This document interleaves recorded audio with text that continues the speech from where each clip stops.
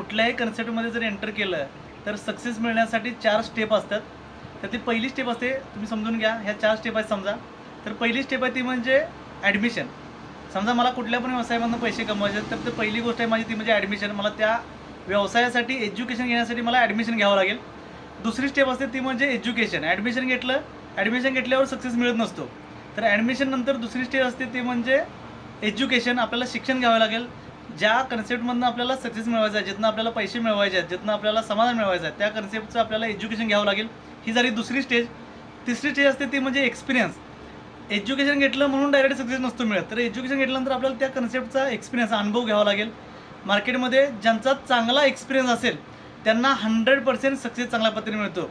म्हणजे मला तुम्हाला सगळ्यांना एकच गोष्ट सांगायची आहे, या सगळ्या गोष्टींमधनं काही लोकांच्या अपेक्षा असतात की ॲडमिशन झाल्यानंतर पैसे मिळायला पाहिजेत, पण तसं कुठेही होणार नाही.